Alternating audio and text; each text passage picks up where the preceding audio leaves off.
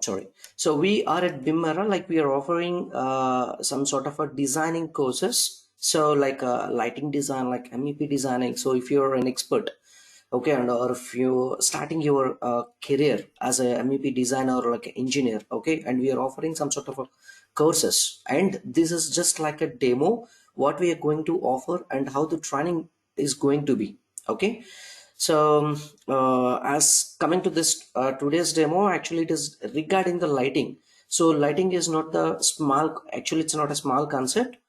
Okay, so most of the case, if you're an architect or if you're working as an electrical engineer, so you should know the importance of the priority of this lighting, where there is a light. There's a lot of chances to be expertise in this only in the lighting field. Okay, so you should know like a lot of concepts what related to the lighting. Like if you see some sort of a photogeometry of a particular lighting, the lumens value, like how do you calculate all this stuff?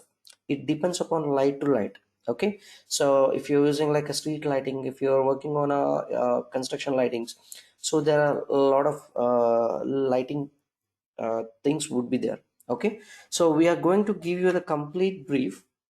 Okay, the complete, like it's not a complete, it's not a full training. Actually, it's just a brief about what is a lighting and how many type of lightings we do have and the rest of things. And I mean, the presenter is going to be a Cherry Cherian, and he's a lighting consultant. He has a 10 to 12 years of, I think more than that, years of experience in this lighting, and he's going to take this session forward. Okay, so if you have any questions, so you can keep asking in the chat box, and he will be reply when he is available, or else like we will I mean we will assist you like what if you have any questions. Okay, and yeah, that's fine from our end. And Mr. Cherry Cherian is going to present this session, and I'm handing to you. I'm sorry, to him. Mr. Cherry Cherian. Thank you, Mr. Kumar. I'll now begin my. Great. My name is Cherry Cherian.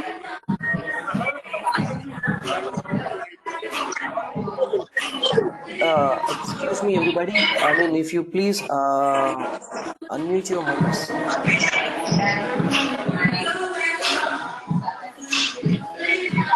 Santosh? Okay. Thank you. Okay, you just continue, Cherry. Thank you.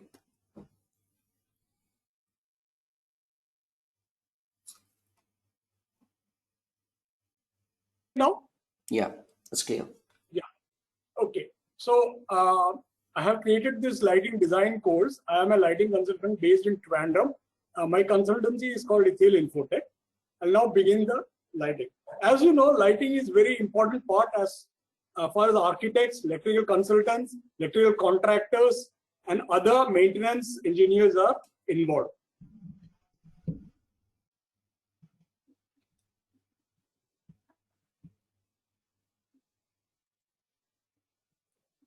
The main of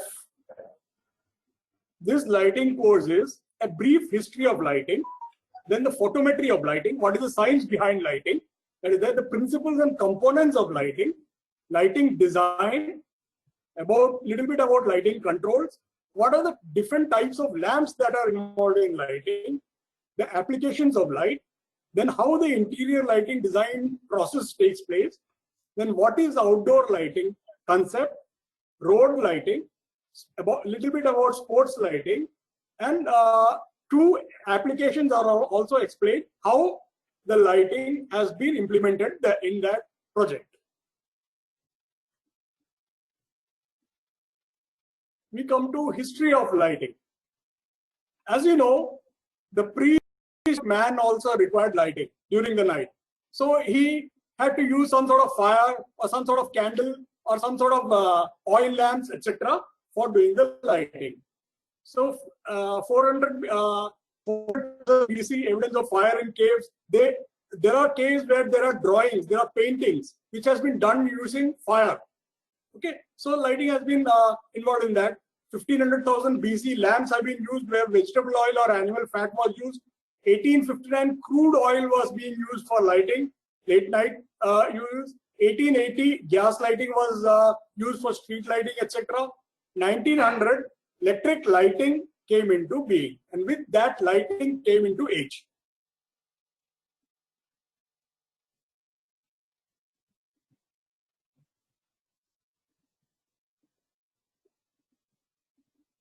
What are the principles of lighting? Lighting involves a lot of physics, an application of physics concepts. The fundamentals of lighting. Photometry. What is light? Light is a form of radiant energy that travels in waves made up of vibrating electric and magnetic fields. It has both a frequency and a length, values of which distinguish light from other forms of energy on the electromagnetic spectrum. As can be seen, it represents a narrow band between ultraviolet light and infrared light. See, what is actually light? Light is something that we perceive by seeing using our eyes. So it requires an eye, it requires eyes, and it requires visible light for seeing something. And how is light quantity measured? The first and foremost is illuminance. The second is quantity of light is lumens.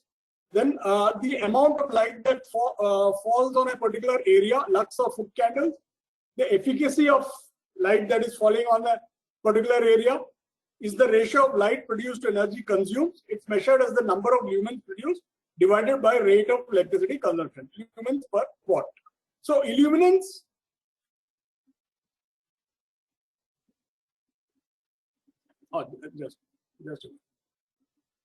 illuminance is basically what is the light that falls on a particular object. This is what we see. So it is the illumination engineering. Lighting is nothing but illumination engineering. Okay. Lumens is the quantity of light that falls on a particular object or on a surface.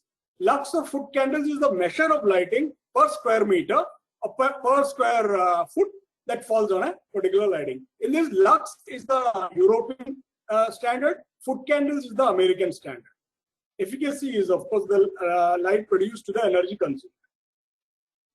Then we come to the properties of light. The first property of light that we know is reflection. For example, a mirror. A mirror is a flat or curved surface, usually made out of a highly conducting material, such as a metal. When light interacts with the mirrored surface, it undergoes specular reflection. That is, a beam of light striking the mirror is reflected in only one direction.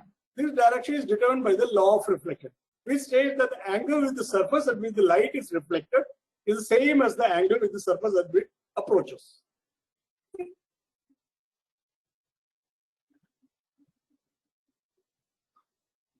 Refraction. In refraction, what happens is when the light falls on a transparent medium, the material causes the photons to change direction slightly, depending upon the various factors. This change in angle is called refraction, and the angle by which the light is bent is determined by the index of refraction of the material. And this is determined by the Snell's law, if you remember correctly from your physics days. See, here we show the incident light ray and the diffracted light ray. So it has deviated a little bit. There is also a reflected light ray.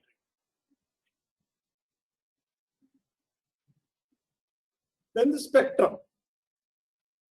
As you know, the visible light consists of various wavelengths. So for a given transparent material, such as glass, the refraction of light varies with frequency. A white light consists of photons of various energies. The red photons in the light will be deflected at a different angle than the blue photons. If the light passes through a transparent material with parallel sides, such as a sheet of glass, the beam will emerge at the same angle as it entered. But however, when the two sides are not parallel, the angle will vary depending upon the frequency. So you see, the white light enters and it gets diffracted into its components, that is the different colors. For this, a glass prism is used to separate the photons from a light source into a spectrum of frequencies from red to blue. Similar principle is what creates a rainbow, as the light from the sun passes through droplets of water in a cloud or in the atmosphere. Okay, so it gets diffracted, the light is differentiated into its components, and it gets visible as colors.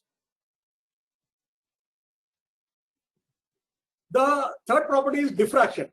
Another wave-like property of light is a tendency to bend and spread when it meets an obstacle. any beam of light will also tend to spread with distance, so that it becomes impossible to maintain a tight beam of an arbitrary length. The property of diffraction is what limits the resolution of a distant object.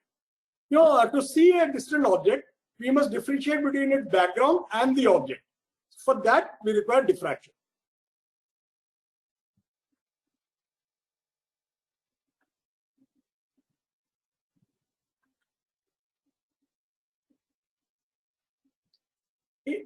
Now we have seen the properties of light. Now we see how the quality of light is determined. For the quality of light to be determined, we require the color temperature of the light. The color temperature of the light is nothing but the Kelvin temperature of the black body radiation that is emitted for a particular wavelength. So if the black body emits a radiation of a particular wavelength, then that temperature is noted, and that is called the color temperature of that particular light. The color of the light source. By convention, yellow-red colors like the flame of a candle are considered warm, and blue-green colors like light from an overcast sky are considered cool.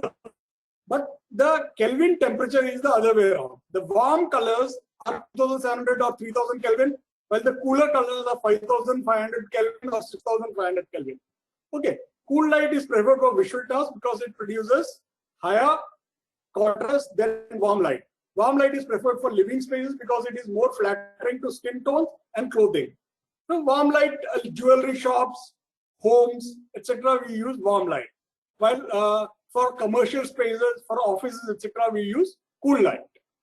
A color temperature of 2700 or 3000 Kelvin is generally recommended for indoor, general, and task lighting applications.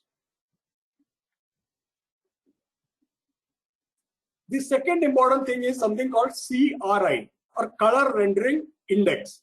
That is from the light qualities property called color rendition. How does the color appear as by a particular light source as compared to the light that is produced by the sun or the ordinary lamp, ordinary tungsten filament lamp. Okay. So how does the color compare between that? How does the color of the object appears? That is what. Most objects are not a single color. All objects have many different colors, but a combination of many colors. Light sources that are deficient in certain colors may change the apparent color of an object. Deficient in certain. The color rendition index is 1:100 scale, where the 100 is our normal lamp, that is the tungsten filament lamp, and 1 is negative. Anything below 20 or 30 is negative color rendering. Okay, that is our low pressure sodium vapor lamps, which you use for security lighting. That used to be there. That is having negative color rendering index. The top value of the CRI scale 100 is based on the unit of a 100-watt incandescent light bulb. Light source with a CRI of 80 or higher is considered acceptable for most indoor residential applications. You see, if we have food, then we can use a CRI of greater than 90.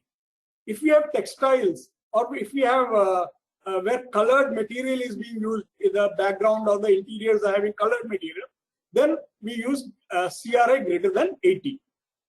Now with LEDs, CRI greater than 80 has become a de facto standard. It's very easy to get these LED lamps with CRI greater than 80.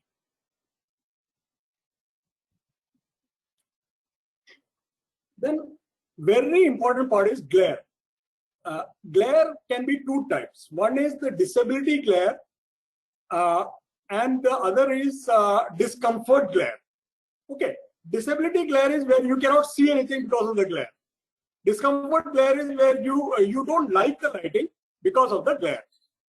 The excessive brightness from a direct light source that makes it difficult to see what one wishes to see. A bright object in front of a dark background usually will cause glare. Bright lights reflecting off a television or computer screen or even a printed page produces glare. For example, now we have offices where a lot of computer monitors are there. So if we have large box type fittings, panels where lighting is there, then that lighting will be reflected on the screen. So we have to cut that glare from the screen. So for that, we have to position the screen of the computer as well as the lighting in such a way that the glare is minimized. Glare is primarily the result of relative placement of light sources and the object being viewed. What are the various photometry standards and units that is scientifically used? We have, these are the various standards and units that is there. In this, what is important is luminous efficacy, that is K, that is the fourth item. K, the lumen per watt, that is important for a luminaire. Luminous efficiency, that could be more than one or more than one. Then a luminous flux, how much of light energy is being transmitted out of a luminaire. Then illuminance, of course, illuminance, that is a light that falls on a particular area, that is in foot candle or in lux. Okay. Then luminance. In road lighting, we always use luminance. We do not use illuminance. That is the light that gets reflected from a surface because of light falling on it. Okay. So these are the very standard. You can just have a look of it.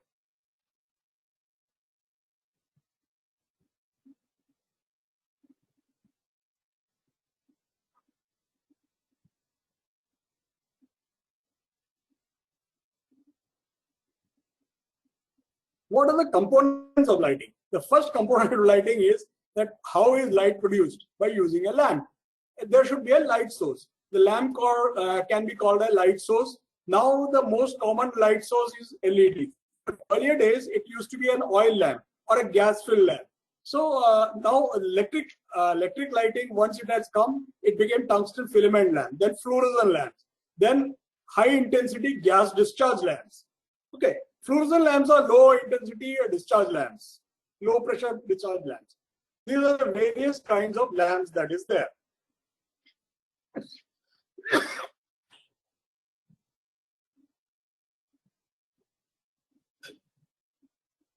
I'll start from the bottom. If you see the bottom line, that is the first is the tungsten halogen lamps. You might have seen these are linear lamps, and it can be from 100 watt to 2000 watt.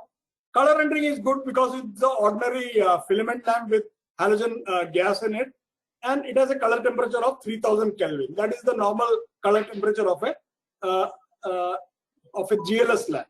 Okay, and it is a life of 2000 hours or so. Then came the tubular fluorescent lamps. This can be 4 watt to 100 watt. It has good color rendering. Its color rendering index CRI is around 60. So, but it produces good enough, sufficient lighting, and it's good. Color temperature of this can be from 2700 to 6500 Kelvin, and it is a life of 5000 hours. Then came low voltage tungsten halogen lamps. These are the spotlights, the halogen spotlight that used to be used.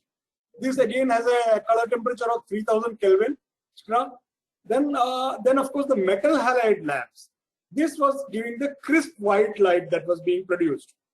Okay, and these were also being used for sports lighting.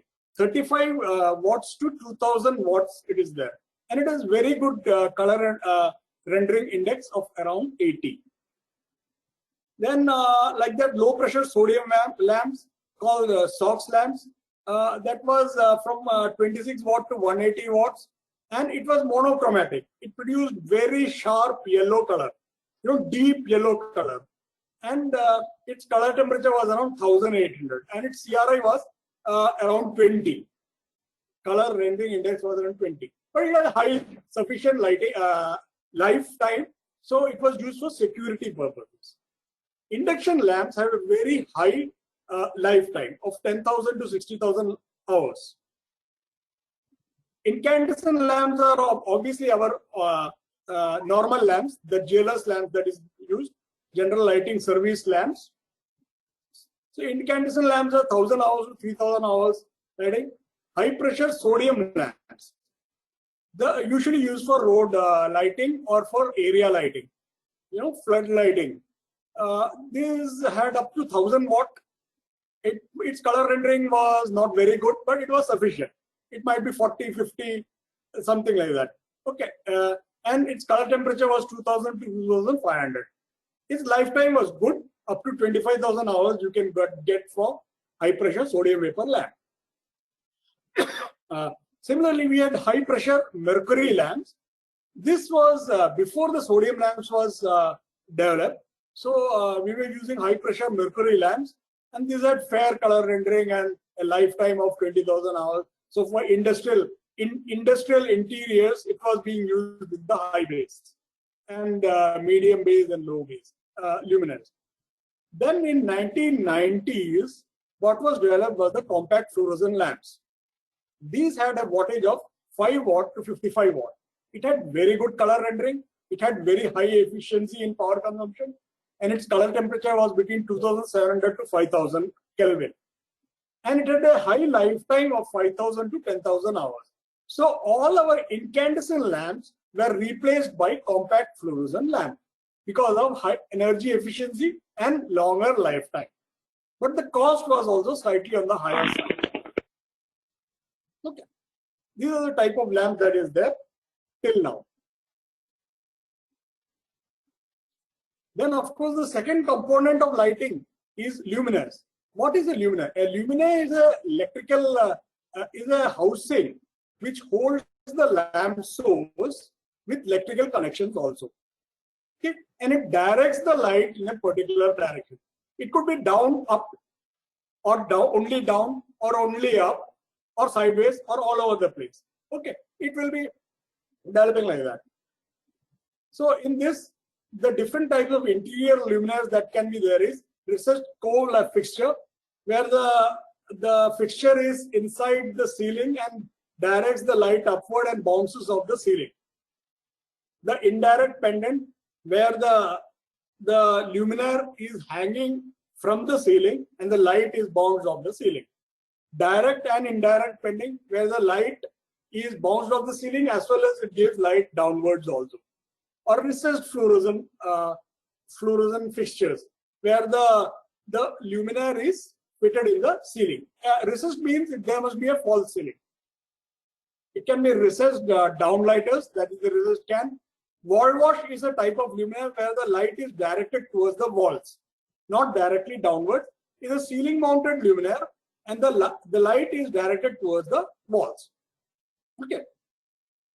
Then we have under cabinet lighting, which is there in almost all the new modern showrooms, where the cabinet is having LED strips underneath it to highlight the product kept in the countertop.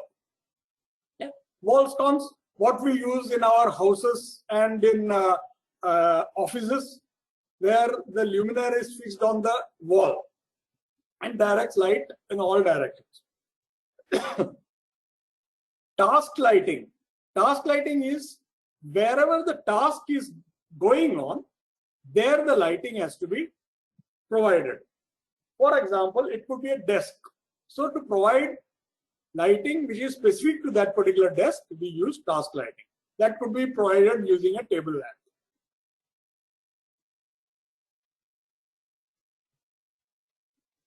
Then, what are the different kinds of luminaires that is there? The first and foremost is the indoor luminaires. These are the various kind of luminaires that is available. I have taken it from the Philips website, Signify Lighting website. The first one is a suspended luminaire. The second one is a recessed panel. Third is a surface mounted box type of fitting. Then there is a wall mounted fitting, a freestanding, that can be called a tabletop. Then downlights, multiple lighting systems, projectors that is used for track lighting, high bay and low bay. For example, wherever industrial lighting is required for a factory or for shipyards, etc., we use high bay and low bays. High bay are lighting which is mounted above 8 meters or 9 meters. Okay, light line systems where lighting is attached to each other and joined together to form shapes. Battens or ordinary tube light type of fitting. Waterproof and clean room luminaires wherever waterproofness or dustproofness is required. For example, fish processing zones, pharmaceuticals, biotechnology factories, etc. Then we have decorative luminaires, then emergency lighting and solar. Outdoor luminaires. Outdoor for lighting the road and pathways, we use road and urban lighting. We have architectural flood lighting, sports and area flood lighting,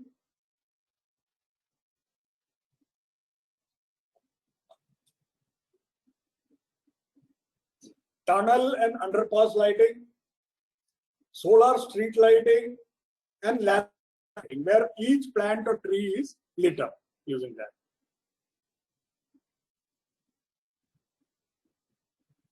Now, the third component is the controls. The first and foremost, the controls that is there is the switch gear.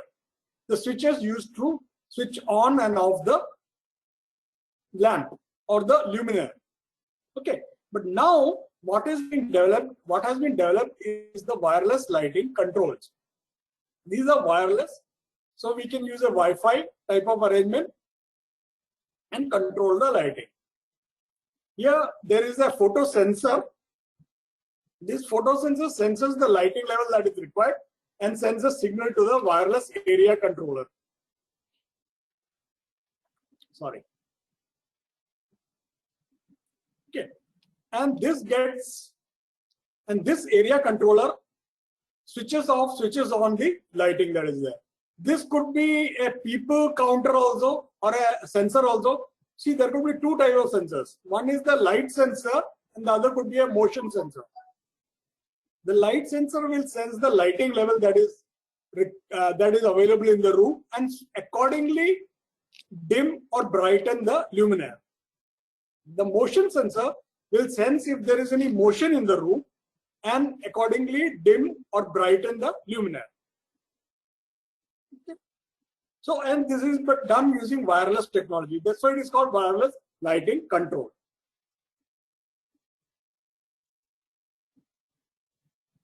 Now Ethernet is there and internet lighting controls are also available.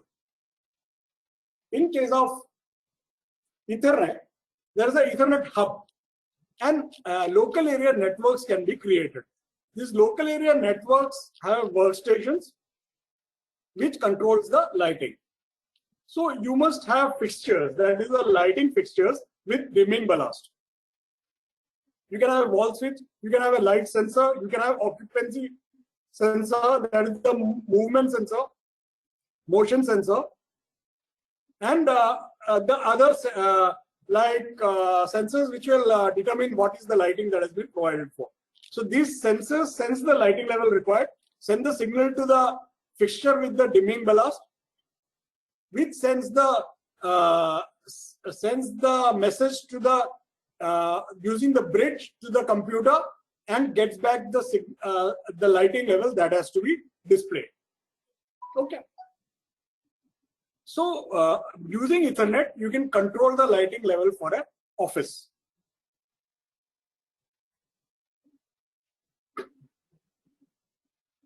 Then this is called the DALI lighting controls. DALI lighting controls is now the latest standard in lighting controls.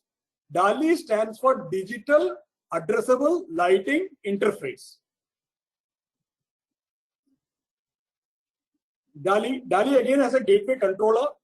Each light fitting, these are light fittings, okay? These are light fixtures and each light fixture has an address. The controller has a two-way communications with the light fixture. That means it can send a message to the light fixture and get back a message from the light fixture. So that basically means if in this arrangement, if any light fixture has gone off, that is, it has become defective, then it can send a message back to the controller that it is defective. and the Ethernet network will take over and specify that this particular circuit is not working. Okay, this DALI can, each DALI equipment can control up to 64 equipments can be connected to it, and up to 300 meters this circuit will work.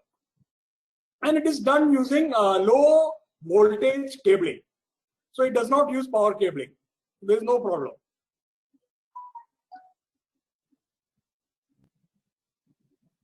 Finally, the latest development commercially and technologically is light emitting diodes or LEDs.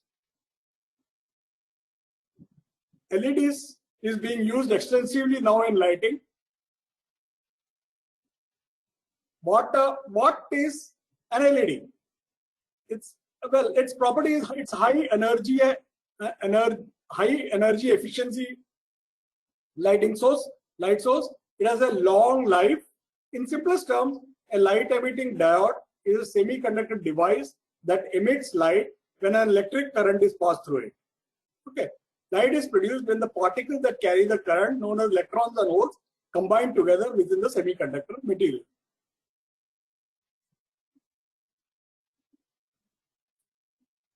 See, how do we get different colored LEDs? Inside the semiconductor material of the LED, the electrons and holes are contained within energy bands. The separation of the bands, that is the band gap, determines the energy of the photons that are emitted by the LED. See, there are some material which, when current is applied to it, will emit photons. So when two materials are combined together, at the junction of it, whenever the current is applied, at the junction of it, photons are emitted. By changing that material at the junction, we can create lights of different wavelengths.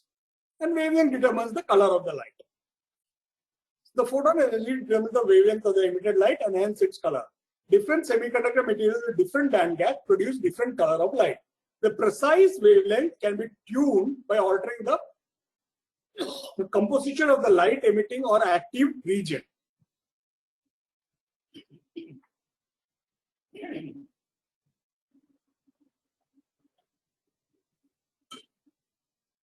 These are some of the LED material, that is a light emitting diode material. Indium gallium nitride, which produces blue, green or ultraviolet high brightness LEDs. Aluminum gallium indium phosphate, yellow, orange and red high brightness LEDs. Aluminum gallium arsenide, red and infrared LEDs. Gallium phosphide, yellow and green LEDs. So depending upon the semiconductor material, the light is produced, the light color is produced.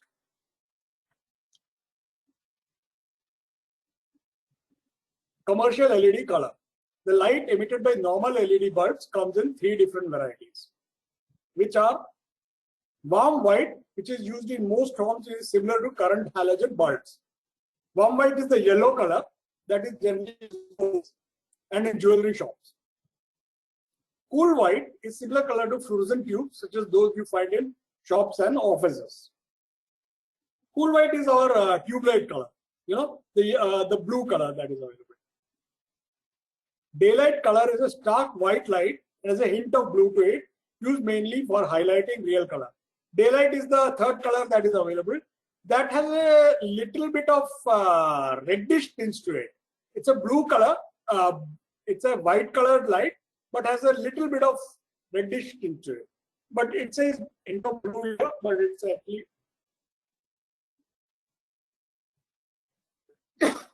these are few of the types of LED lamps. You see, this is the candle type of lamp with filament LED, Philips spotlight. This is just plug-in type of LED with a driver. It should be having a separate driver. This is again a filament type of bulb type of lamp, LED tubes.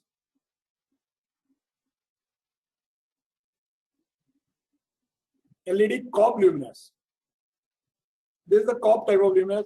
Now, most of the shops here are using this for their external lighting. Small vegetable shops, etc., are using it from there on their ceiling. This lighting is used. Types of LED luminaires, we see different kinds. These are floodlights. These use high power chips, and we can have up to 1,000-watt LED lighting using floodlighting.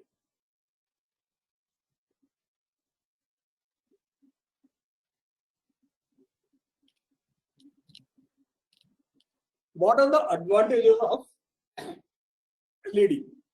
Less power. LED bulbs use less power than any other makes.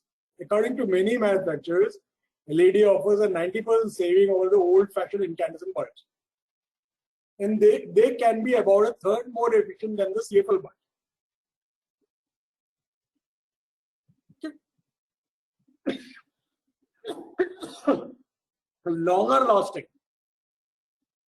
LEDs are longer lasting.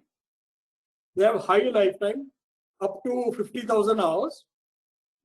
It's better than CFL lamps also. Better brightness. It's not a point source, but it's a chip. So you can have good brightness from a LED source. Safer technology. Compact fluorescent lamps and all tubular lamps have mercury in it. So it was a problem when it was to be disposed. So LED bulbs are entirely safe and they do not give out any waste material. You can just go through it.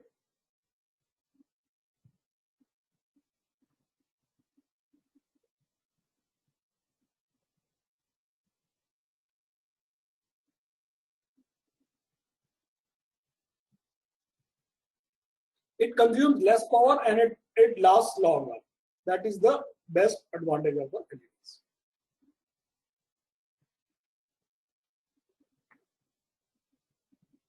Now we come to lighting design. Interior lighting. Why and wherefore we should use a particular light fitting? That is, first of all, for interior lighting. Lighting design is both a science and an art. Science because technology is involved, and art because it's a visual aspect of our seeing. These are the different kinds of light fittings that is available right now. Please go through it.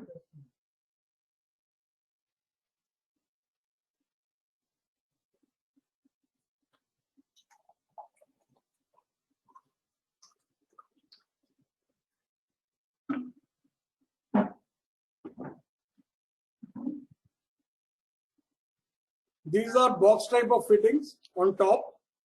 Then you have downlighters. You have track lighting. You have pendant lighting. You have high bay luminaires.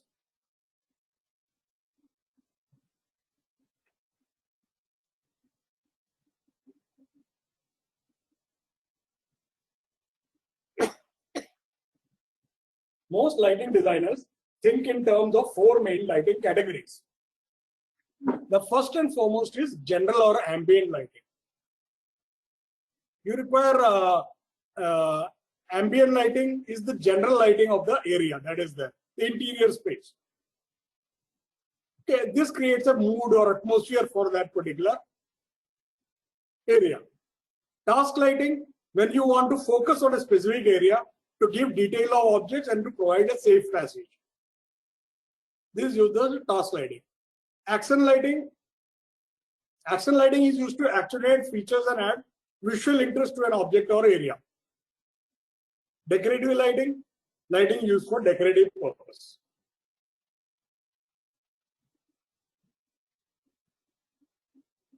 Interior lighting design.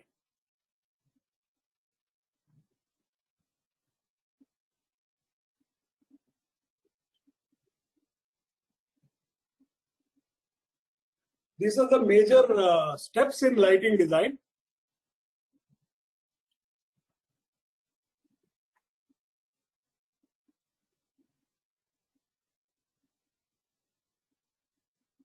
The first step is We have to identify the requirements.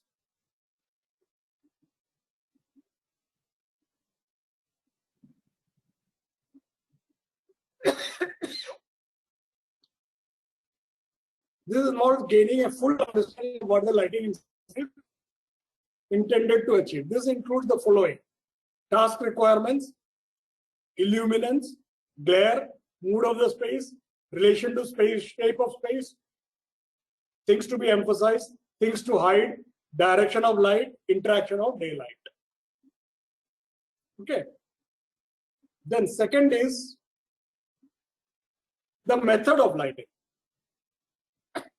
At this stage, consideration is given to how the light is to be delivered. Example, will it be recessed, surface mounted, direct or indirect, or will uplighting be used? And its primary characteristics, will it be prismatic, low brightness, or mellow light? Consideration should be given at this stage to the use of daylight to minimize the need for artificial light. But how the lighting, what method of lighting we should use? That is, whether we will use recessed, surface mounted, direct or indirect.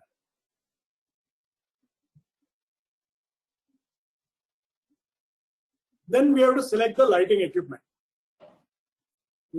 Each luminaire has its electrical properties, its optical properties, and its mechanical properties.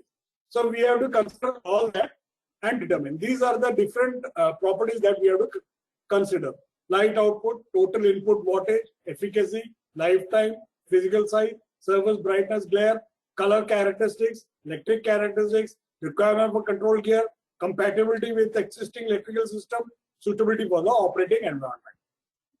And this light output, total input wattage, lifetime, brightness, color characteristics, and electrical characteristics are important. Control gear is generally built in, but there are luminaires with separate control gear also. And of course, if it is low voltage or if it is high voltage or it's a normal voltage equipment, then we have to determine whether compatibility with the existing electrical system is possible or not. Okay.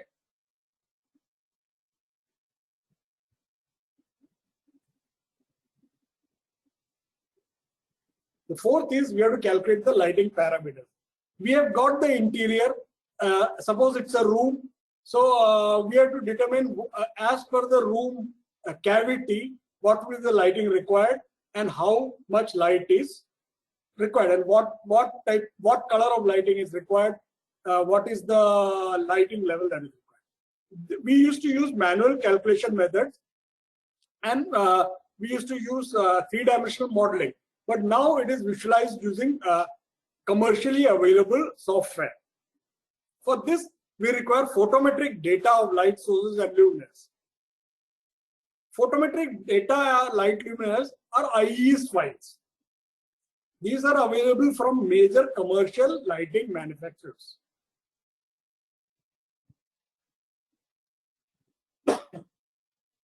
Manual design, this is the formula that we use. This is the illuminance that is there, horizontal illuminance. This is the initial, F is the EH is the horizontal illuminance that is there. F is the initial bare lamp flux in lumens. N is the number of lamps per luminaire. We first determine what is the luminaire that we are going to use. Then, so the number of lamps in that particular luminaire. Then N is the number of luminaires that is there. Then the total light loss factor and utilization factor divided by area of surface will give. So by just changing it, reversing it, that is, see, if we have the standard, by standard, if a room has 500 lux, then EAH becomes 500 lux, multiply that to area of surface and divide by this parameter to get the number of luminaires. Okay, that is the manual method. Although it was possible to calculate the luminance of all the surfaces in a room, the calculation was extremely laborious. We had to do it room to room and manually by using the formula. Okay. However, the advent of computer modeling has enabled a more flexible approach to lighting design and significantly increased the information available to the designer. In contrast to the lumen method, lighting programs enable the lighting designer to broaden the assumptions. A mixture of luminaires can be used. Different type of luminaires in the same layout diagram can be used. Layout drawing can be used. Directional luminaires can be modeled. Suppose pole washer is a spotlight, then it can be modeled. All this using this software. The illuminance and luminance of all surfaces can be calculated. For this, we have a 3D lighting design software called Dialex Evo. Dialex Evo is the software it is a German company called Dial, D-I-A-L, and this software for developing. I'll give you a brief introduction to it, but that training, that is a CAD type of training, and that requires a different approach. So I think Mr. Kumar would be able to tell you more about it, how he will be able to provide Dialex Evo training. A brief overview.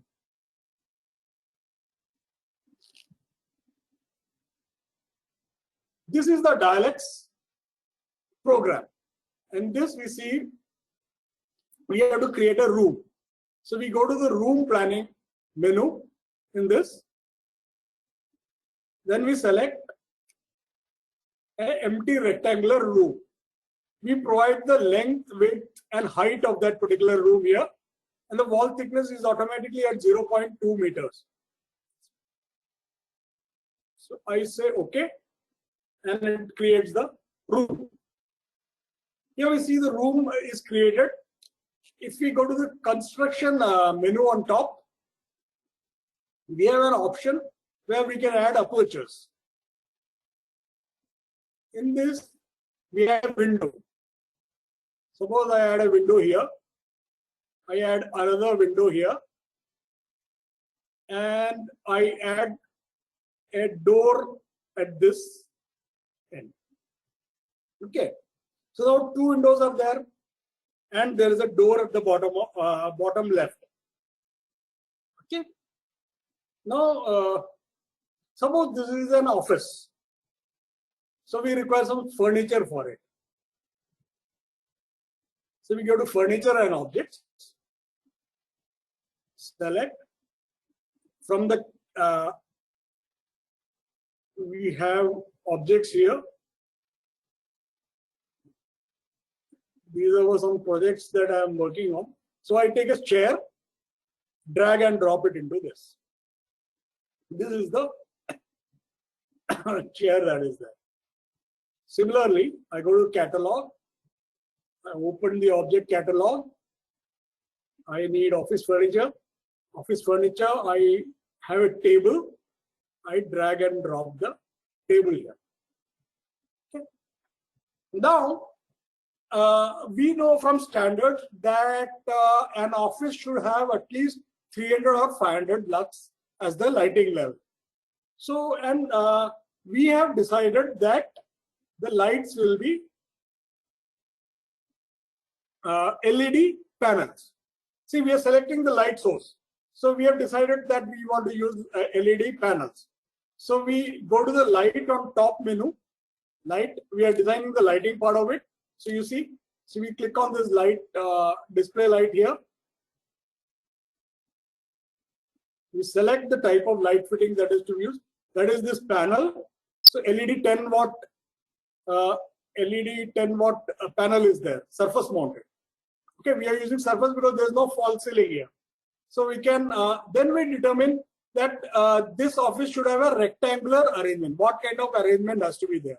So we have here option is there on this left hand side menu: rectangular arrangement, polygonal arrangement, circular arrangement, line arrangement, or place individual alumina. We select rectangular arrangement.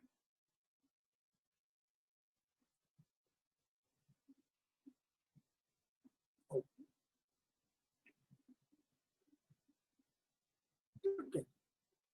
Now we have created a grid of 5 into 4 luminaires. Okay, there are 4 rows of 5 luminaires each. Okay. Now this is on the ceiling. So now we can calculate the lighting that is provided by this. I go to the top bar, menu bar, and you see this lighting calculation, start calculation. Can you see that? Yeah, entire project. So calculate. Okay. Now you see it has calculated, and these are called ISO lines, ISO lux lines. Okay. This shows the lux level, the similar lux level lines. So ISO lux level, it shows the average lux is 464 lux and uniformity of 0.63. Okay, so it's very good uniformity is there, because generally for office uniformity of lighting is 0.50, so good uniformity is shown, and a lighting level of 464, which is between 300 and 500 lux, so that is also attained. Okay, so now we see the 3D part of it. So this is how it will look. So if I shut this down, see? Okay, can you see this? We'll see from the window.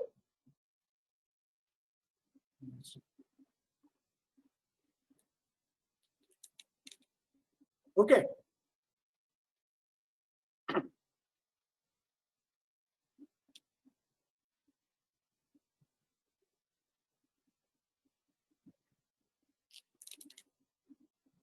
Then in this, we have added the objects. We can also provide textures to, we can really realistically 3D model this particular environment by providing textures to walls, textures to furniture, etc. Finally, we want to create a report for the client. So we go to documentation. Here automatically the document is created. In the professional version, we can change the parameters for this document also. But in the normal version that is available, we cannot do that. We have a ready-made template and we use that. Okay, this template is used for producing the report. So in this, we have the luminaire list. It will show the luminaire that has been used, the electrical parameters, the optical parameters of it. Then the calculation object. See, lighting is done at a particular work plane. So what is the calculation objects for that particular work plane? And the summary of lighting level. This is the lighting level. As you can see from the ISO lux diagram, that 500 lux is there where the concentration is there. At the outer edges, the lighting level slightly reduces, but uniformity is high and the lighting level is close to 500 lux, which is what we have to achieve. In this case, we can calculate either perpendicular illuminance or horizontal illuminance. We can also use, we go to the light.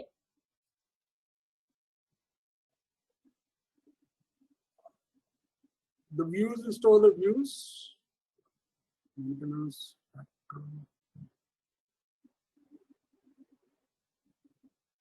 filter, calculation of circuit, calculation objects. You see, we have to create a calculation surface, then we can calculate for that particular calculation surface. So here we can see the glare. This is called the unified glare rating. This is called the perpendicular illuminance. This is called the horizontal illuminance. So we can calculate based on whatever the requirement of the client is. If he wants glare rating, the UGR rating is provided for the luminaire and he wants according to that, then we can calculate that also using this. Okay. Finally, the documentation is prepared and it is we can export the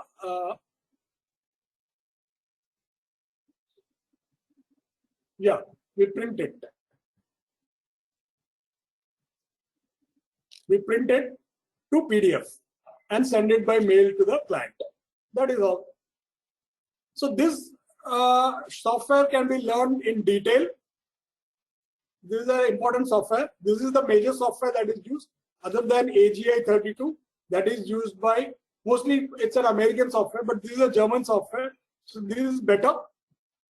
and it works for most of the interior and exterior projects. But if it's sports lighting or emergency lighting that has to be designed, then Dialex 4.13 has to be used. That was the earlier version.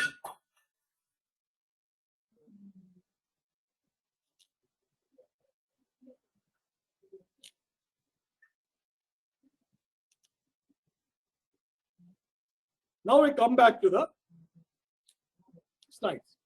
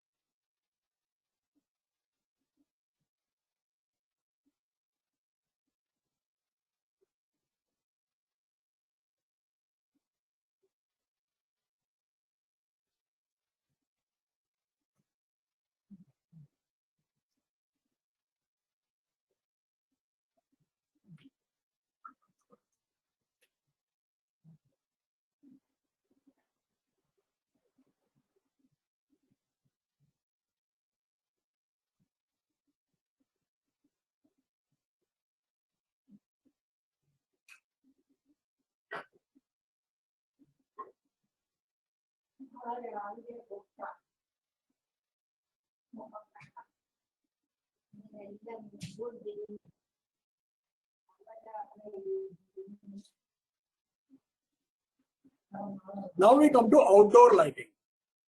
In outdoor lighting, there is landscape, area, and facade. Okay. Outdoor lighting, floodlights. The first and foremost is the floodlights. Floodlights provide wide-spanning lighting covering large areas and hidden loads that may not be easy to illuminate. These lights can help protect individuals and property from robbery, as well as buildings and other public spaces from vandalism.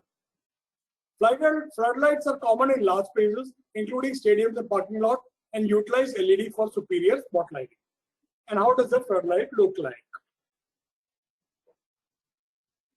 Then we have landscape lights. The landscape light is for highlighting particular objects in a landscape. Landscape lighting is a wide encompassing form of outdoor lighting, as it is used for both private and public spaces. Parks, office buildings, terraces, public verandas depend on landscape lighting such as globes, spotlights, and LED light fixtures for security and public enjoyment. Landscape lighting includes core elements of organic design, LED use, light pollution, scale, and controls. Motion sensor lighting. This is basically used for security lighting, where as soon as a motion is detected, the lights come on. And when a motion sensor detects a considerable, if it's an infrared motion sensor, then when a motion sensor detects a considerable amount of heat radiation, which is present in people, animals, or cars, it turns the lights on automatically.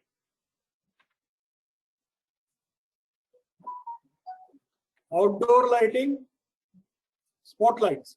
Typically used in accent lighting and landscaping, spotlights offer direct and focused light on key areas, illuminate signage, doors, fixtures, and details with spotlight. Spotlights is specify a particular.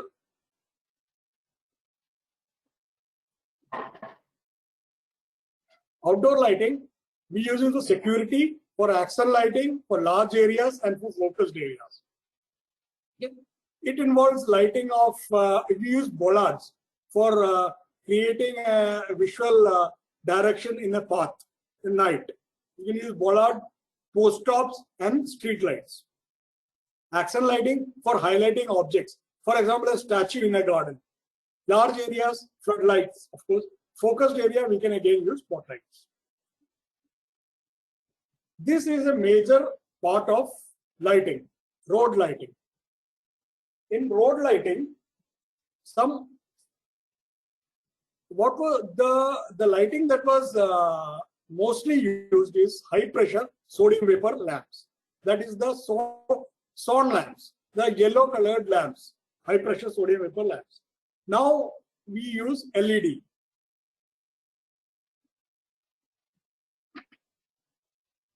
We use a high pressure sodium vapor lamp and LED light emitting diode. You can see the color difference.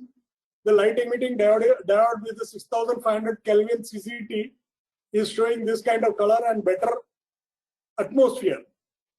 The HPSC was basically a yellow colored lighting that was available. But it also had visual acuity also. So we could see further and more clearly in night using high pressure sodium vapor lamp.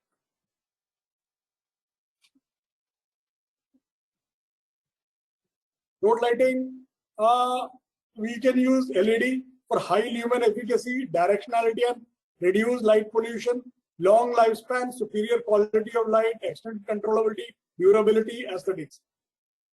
High lumen efficacy, of course, low power consumption by the luminaire. Long lifespan, lighting does not require much of maintenance.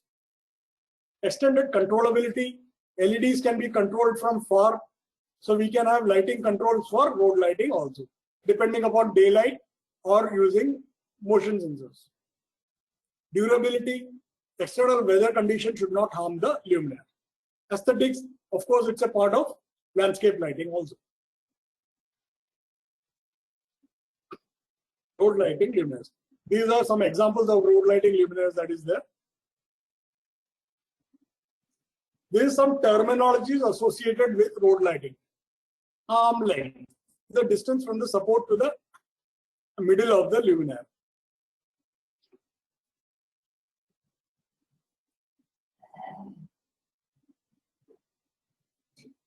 Coefficient of utilization is the percent of luminaire output. It is the amount of light that falls on a selected area of roadway.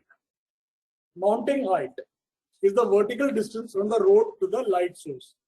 Overhang is the distance between the edge of the pavement to the center of the luminaire. Pole setback is the horizontal distance from the edge of the travel lane to the pole. Roadway width is the width of the roadway used in the lighting calculation for the luminaire to light. Street side is the side of the luminaire casting light towards the roadway. Then road lighting arrangement. If you might have seen different kinds of roads with different speed of traffic, we see there is one-sided arrangement where all the luminaires are on one side. Okay, so this depends upon the width of the road and height of the pole. If the width of the pole, width of the road and height of the pole are same, then use one-sided arrangement. If it is 1.5 times, use double-sided arrangement. Okay. The other arrangements are staggered arrangement, where one side of road is having this and the other is alternate other side of the road, depending on the pole spacing and the road width. Central verge arrangement, where all the road luminaires are on the central path, central verge of the road. These are for basically for high-speed multi-lane roads.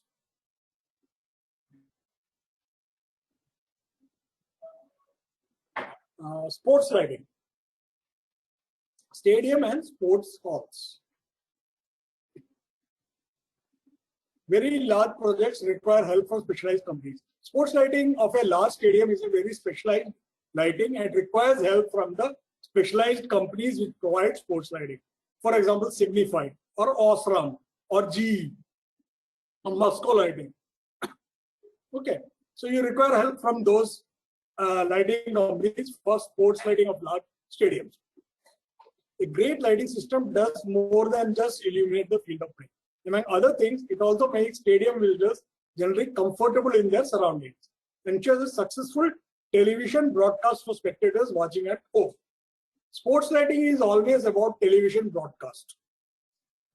Of course, it is for the comfort of the viewers who are attending in the stadium, but it is mainly for color television or HDTV television broadcast. Good color appearance and quality of lighting matters a lot in case of sports lighting or stadium lighting. Sports lighting is a complex business. Lighting the field of play is important. It has both horizontal illuminance and vertical illuminance. Horizontal illuminance is perpendicular to the camera direction, okay, view direction. Vertical illuminance is in a plane which is perpendicular to the camera direction. Horizontal is parallel to them. Uniformity, glare restriction, and color properties matters. Uniformity also matters a lot because when the ball is moving, light patches should not form, dark and brightness. Okay. That kind of patch should not be formed. Glare restrictions, there should not be too much of glare on the viewer. Color properties, it should have good color properties so that the HDTV or color television broadcast is proper.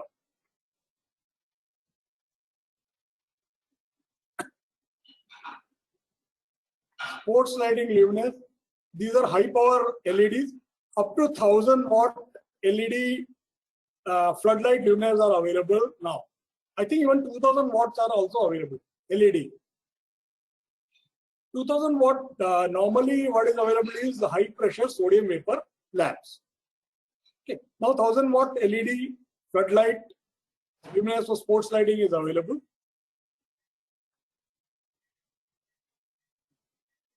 I have taken two applications.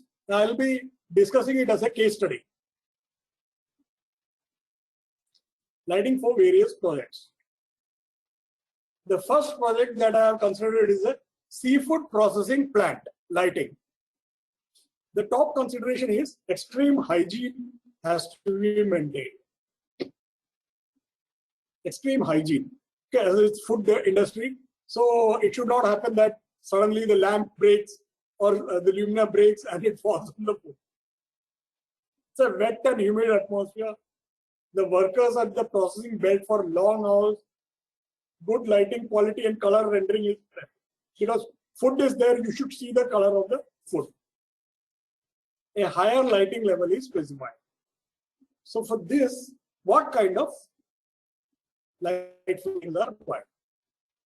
We require light fixtures with high IP protection of 65. IP protection means ingress protection. IP stands for ingress protection. 65 means the first digit is for dust protection. Second digit is for water protection. So IP65 means high protection from dust and water. So the fixture will not get water and dust inside it. We have used fixtures with LED of CCT 6500 Kelvin and color rendering index of greater than 80 are specified. A lighting level of 500 lux has to be maintained in work areas because it is a seafood processing plant. This is the first project. And the luminaire looks like this. You see, if this is a enclosed luminaire with gasketing and everything. Inside LED tubes are there. We have now, we don't even have to use LED tube. We will directly have a LED panel there. This is a high bay using LEDs, high power LEDs.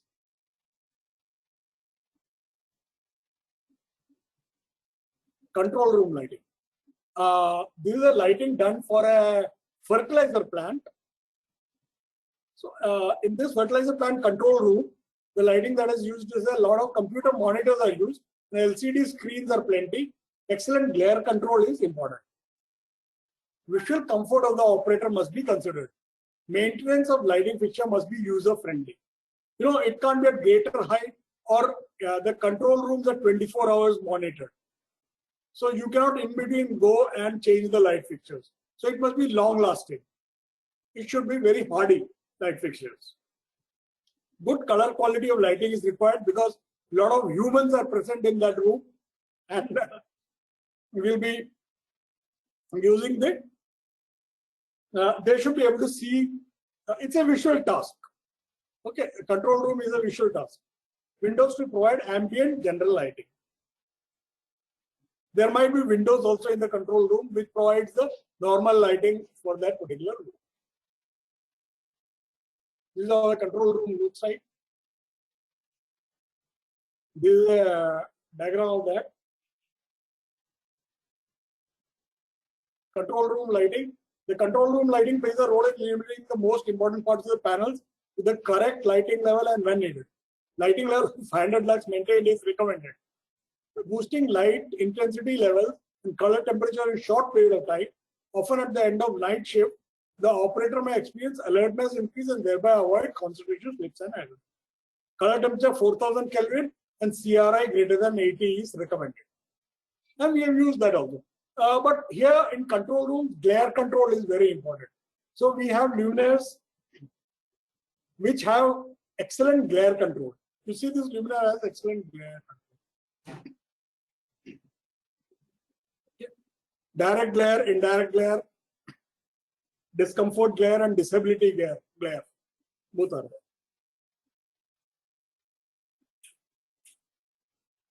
Thank you. Thank you very much. If you have any questions, please do write. I'll try to answer them to the best of my knowledge.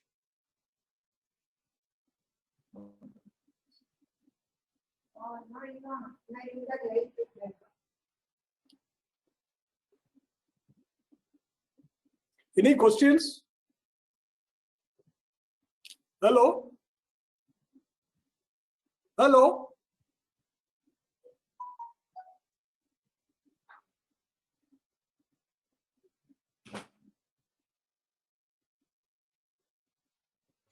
Okay, well, great sharing. Thank you so much. We really enjoyed the session, and see, this is like this is just a basic things. Like, I mean, we are planning to take a training, and I'm the host for it. Okay, so we are Okay. planning to like take a session for a dialects, on complete dialects. Okay, so it would be like 1 hour or 1.5 hour. Okay, so before jumping into this dialects topics, like you would like to know some sort of a basics. So that is the reason, like I have like requested Cherry Cherry to do with this. I mean, if you're interested on this lighting design to know more, okay, then you could approach like Bimera. Okay, so that we are going to offer you for the best price on this lighting designing and all. And the dialects, I mean, we are planning to do it on in the end of the November. Okay, so I hope you see there. So how about the training session, guys? How about the demo? Yeah, it's really nice. Okay, thank you. So don't you have any questions?